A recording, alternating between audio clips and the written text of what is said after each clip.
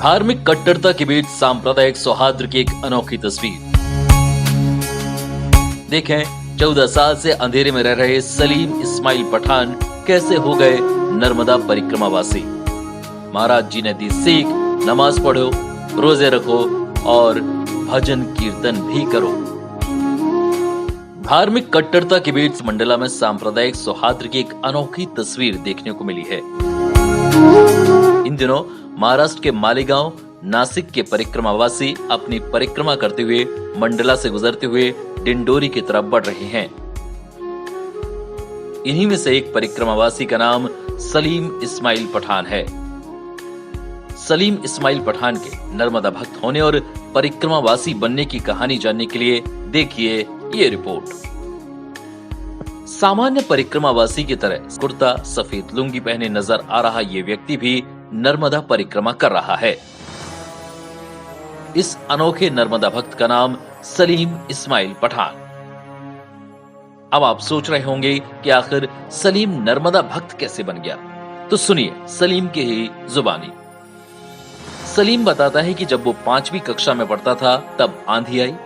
आंधी की धूल उसकी आंख में समा गई और उसकी आंखों की रोशनी चली गई। तमाम कोशिशें की, खूब इलाज कराया, लेकिन आंखों की रोशनी नहीं आई। नर्मदे हर प्रभु कि मुझे बहुत से लोग पूछते हैं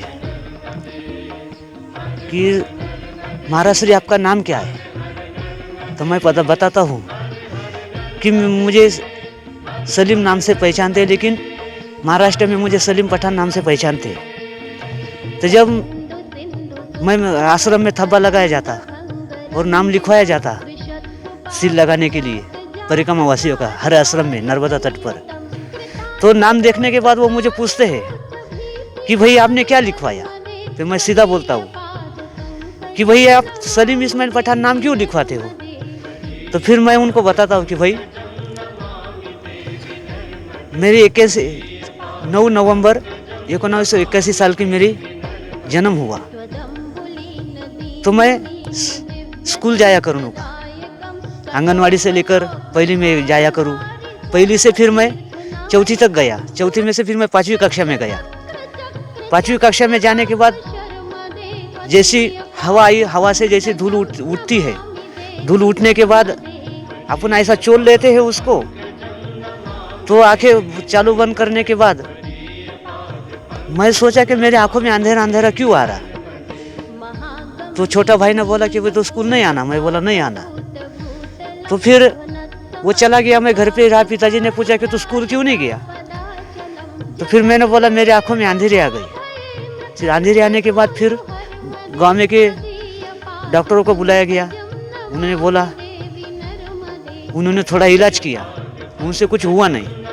उसके बाद मैं नासिक दवाखाना गया।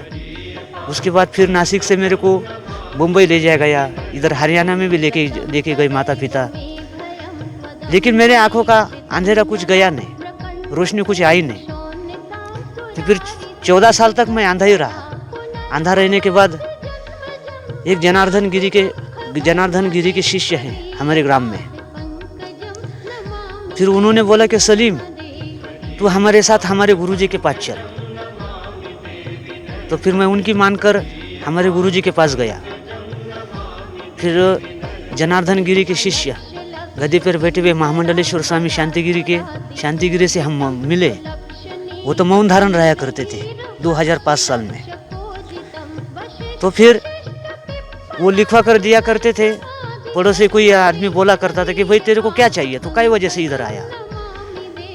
तो फिर मैं उनको बोला कि मैं मेरे गांव में के लोगों को बोला, जनार्दन गिरी के भक्तों को, कि आपके गुरु इतने महान है, तो फिर मुझे आंखें मिलने की रास्ता बता सकते हैं क्या। उन्होंने बोला हाँ बता सकते हैं। तो फिर चलो मैं आता हूँ। मैं गया उनके साथ में। फिर उन्होंने मेरे को पूछा तेरे तो इस हमारे पास किस लिए आया। तो फिर हमने बोला कि हमको आपके शिष्यों ने बताया कि हमारे गुरुजी आपको रास्ता बता सकते हैं। तो फिर मैं बोला ठीक है। फिर वहाँ एलोरा में जाने के बाद 1008 महामंडलेश्वर स्वामी शांतिगिरी से हमारी मुलाकात हुई। मैं तो आंधा था, वो मौनधारी थे। उन्होंने वो लिख कर देने के, बाकी के शिष्य लोग पढ़कर बताने के कि तुझे अगर आँख चाहिए तो फिर तुझे स्वामी शांतिगिरी जो बताएंगे उसके अनुसार तेरे को करना होगा। फिर मैं बोला ठीक है, मैं करूँगा। मैंने मेरे माता पिता की आज्ञा लेकर मैं आया हूँ, मैं ये सब बातें करूँगा। फिर उन्होंने मेरे को 21 दिन तक शुद्ध रोटी वोटी कुछ नहीं दी, रोटी नहीं दी, सब्जी नहीं दी, दूध नहीं दिया, चाय नहीं दी, और फली रखा उसने, फलाहारी रखा मेरे को 21 दिन तक। शुद्ध शरीर करने के बाद फिर मैं बोला अब मैं कब देख सकूंगा, मैं दुनिया को कब बता सकूंगा कि संत सिद्ध होते हैं, भजनी संत किसी को अनुभूति दे सकते हैं। फिर 22वें रोज उन्होंने मेरे को बोला कि अब अपन को ओंकारेश्वर जाना है। हम तो कुछ नहीं दे सकते, हम तो आप ही की तरह साधारण है, हम तो भजनानंदी है, हम कोई किसी देव देवता के चाचा नहीं है। हम भगवे वस्त्र जो भी धारण किए तो हम किसी भगवान के चाचा नहीं है। जो कुछ करेंगी वो हमारी माई नर्मदा माई करेंगी। तो फिर त्र्यंबकेश्वर से मेरे को एलोरा ले गए, एलोरा से फिर ओंकारेश्वर ले गए। ओंकारेश्वर में मेरे को माँ नर्मदा माई का नाम का जप 8 रोज तलक 7 रोज तलक करवाया गया। 8वें रोज मेरी पूजा पाठ चली। पूजा पाठ चलने के बाद जैसे सूरज उगने के बाद पहले तो किरणों का दर्शन होता, फिर भगवान सूर्य नारायण का दर्शन होता। उसी तरह जैसे जैसे भगवान सूर्य नारायण ऊपर आने लगे तो फिर वैसे वैसे मेरी आंखों में रोशनी आ गई। स्वामी शांतिगिरी ने मुझे सही रास्ता बताया, मेरे को आंखें आ गई। तो फिर उन्होंने पूछा अब तेरे को क्या करना है। तो फिर मैंने उनसे 2 दिन का समय मांगा।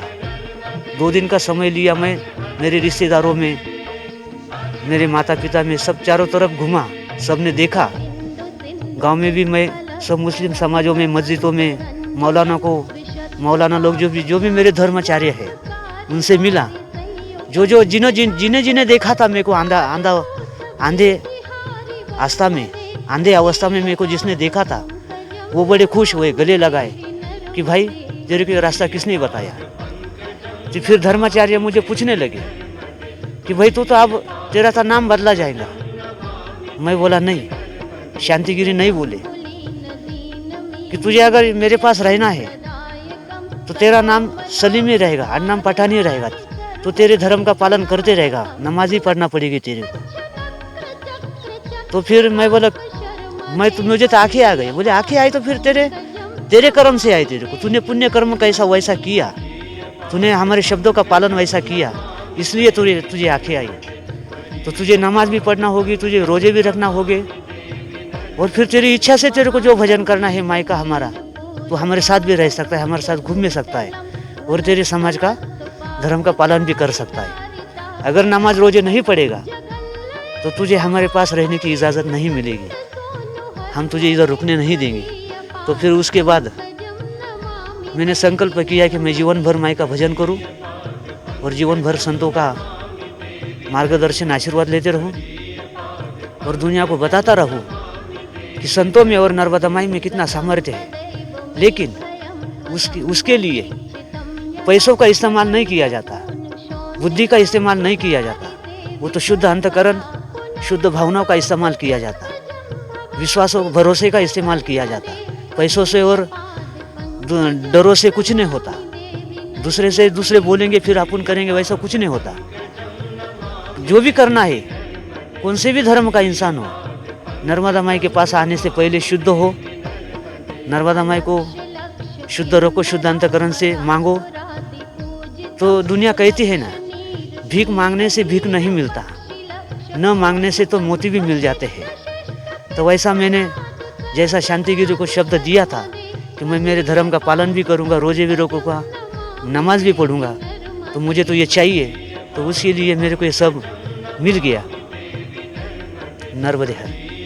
तभी से सलीम अपने धर्म का पालन भी कर रहे हैं और नर्मदा का भजन कीर्तन भी। Bureau report, hit voice.